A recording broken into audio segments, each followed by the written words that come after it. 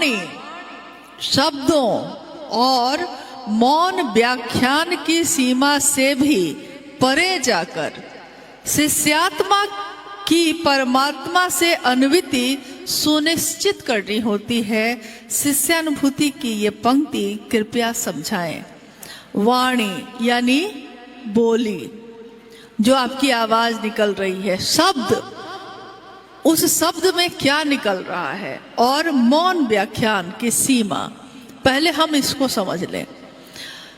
वाणी और शब्द जो है एक सीमा तक वो बहुत ज्यादा काम करता है। इतना काम करता है कि शब्द के लिए कहा जाता है कि शब्दन मार जगाए दीजो रे, गुरु पैया लागू नाम लखाए दीजो रे। शब्द की मार से गुरु उठा देते हैं। जागा जागा महादेव, ये कहना ही, देखिए आपके हाथों को उसने उठा दिया। शब्द, इस शब्द में ताकत है। वाणी जो बोल रहा है, मौन कोई है उसमें, लेकिन एक सीमा तक। एक शब्द औषधि करे और एक शब्द चले बाण। एक शब्द औषधि का काम भी करता है और एक शब्द तीर की तरह आपके सीने में भी लगता है। शब्द है ये, लेकिन उसके इस शब्द को सुन के आपको चोट लगती है और आपकी आंखों से आंसू बहने लगते हैं। चोट दिल में लगी है। चोट तुझे लगे तो दर्द मुझे होए, चोट दिल में लगती है। यानी वाणी, शब्द और मौन, चुप भी कोई है अगर, लेकिन आपके तरफ देख कैसे रहा है इस पे भी असर होता है। मौन है लेकिन कोई मौन होकर भी आपके तरफ बहुत स्नेह से देख रहा है तो आप मुस्कुराते हुए गुजर जाते हैं। और कोई आपकी तिरछी नजर से देख रहा है, यानी गुस्से में, घृणा में, तो आप व्यथित हो जाते हैं, घायल हो जाते हैं। महादेव जब गुरु होते हैं तो क्या होता है? महादेव जब गुरु होते हैं तो शिष्यानुभूति में साहब ने लिखा है कि वाणी शब्दों और मौन व्याख्यान की सीमा से भी परे, इस सारी सीमा खत्म हो जाती है। नीचे ही शिष्यात्मा की परमात्मा से अनुभूति यानी मिलन, मिलना सुनिश्चित करते हैं महादेव।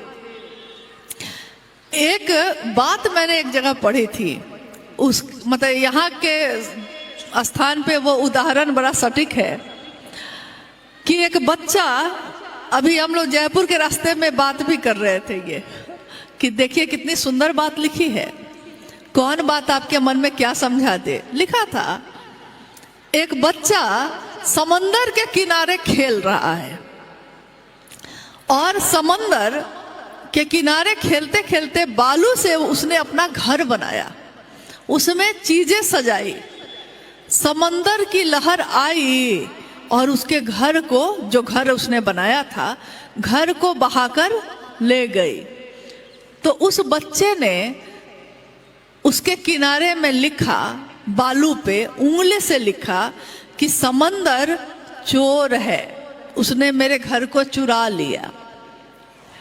एक व्यक्ति आया उधर से, समंदर के किनारे चलते चलते उसने देखा कि रत्न पड़ा हुआ है, चमक रहा है, कुछ चमक रहा है, तो ये क्या है? उठाता है तो देखता है कि रत्न है।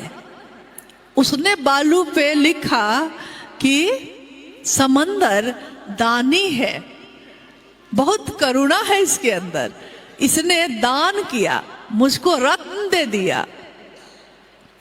यानी जो जैसा आया उसने जैसा वहां महसूस किया वहां लिख दिया। अब अगर समंदर गहरा है, अथाह है, था नहीं है उसका, अथाह है, समंदर अपनी लहरों को अगर ये सोच के रोक ले कि अरे उसने मुझको चोर कह दिया, अपने लहर को बढ़ा ले ये सोच के कि अरे उसने मुझको दानी कहा, लेकिन समंदर ऐसा कुछ नहीं करता। समंदर की लहरें आती हैं और जिसने उसको चोर कहा, जिसने उसको दानी कहा, जिसने उसको अच्छा कहा, जिसने उसको बुरा कहा, सबको एक साथ बहाकर फिर से अपने साथ लेकर चली जाती है, समंदर अपने बहने को नहीं रोकता, वो अनवरत उसी तरह से बहता चला जाता है। महादेव की बात करने वाले को इससे कोई फर्क नहीं पड़ता दुनिया उसको क्या कहती है, उसको फर्क इससे पड़ता है कि मेरे महादेव मुझको क्या कहते हैं, मेरे साहब दीदी मुझको क्या कहते हैं, क्या उनकी नज़र में मैंने सही काम किया है। और आपका मन ये बता देता है। किसी को तकलीफ देकर आप खुश नहीं रह सकते, लेकिन किसी को खुशी दे देकर आप खुशी से रह सकते हैं। कोई रास्ते पे खड़ा है, उस पार जाना चाहता है, आप गए हैं और आपने कहा बाबा आइए आपको पार करा देते हैं, पार करा दिया आपने। अब बताइए पूरे दिन आपका मन खुश है या दुखी है? आपने बस इतना ही किया है, किसी की इतनी सी मदद की है, मदद यानी दूसरे को कुछ सुख पहुंचाया है, किसी भूखे को खिला दिया है, कुछ सुख पहुंचाया है। आपकी बोली से भी बहुत लोग सुख पहुंचाते हैं, बोली से मोहिनी होती है किसी किसी की बोली में, वो बोली से ही आपको खुश कर लेगा। आपको किसी ने सुख पहुंचाया है, आपने किसी को सुख पहुंचाया है, तो आपका मन पूरे दिन आनंदित है, जबकि दोबारा उस आदमी से आप मिलेंगे नहीं। लेकिन क्योंकि आपने दूसरों के हित के लिए कुछ किया है, दूसरे के सुख के लिए कुछ किया है, तो सुख उसको देने चले थे ना। आपका मन दुगुना सुख कैसे महसूस कर रहा है। और किसी को बगल में गए हैं आप, 10 बात आपने चिल्ला के कही है, 2-4 गाली भी देती है, वो तो रो ही रहा है, क्योंकि आप तो गाली दे के आ गए, वो रो रहा है। लेकिन क्या जो गाली देकर आया है वो खुश हो गया है? नहीं, उसने जितनी पीड़ा दूसरे को दी, उससे 5 गुना पीड़ा उसके मन को झेलना पड़ रहा है। और साहब ने कितनी सुंदर बात कही, उन्होंने कहा कि दूसरों को शिव से बनाओगे तो खुद बनोगे, दूसरों को शिव के लिए प्रेरित करोगे तो खुद शिव के पास पहुंचोगे। देखिए यही विज्ञान वहां भी काम कर रहा है कि दूसरे को पहुंचाइए ताकि खुद पहुंच सकिए, दूसरों को शिव की बात याद दिलाइए ताकि आपके मन को भी शिव याद आए। बाकी जगत में जीने के लिए तो हम सब कुछ न कुछ काम करते हैं, अपने जीवन को जीने के लिए आप भी कुछ काम करते हैं, अपने जीवन को जीने के लिए हम भी कुछ काम करते हैं।